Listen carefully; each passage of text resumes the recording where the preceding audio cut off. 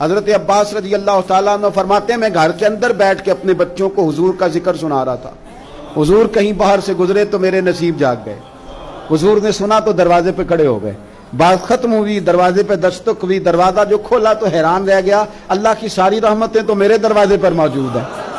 تو قریب محبوب فرمانے لگے چچا میرے تذکرے کر رہے تھے؟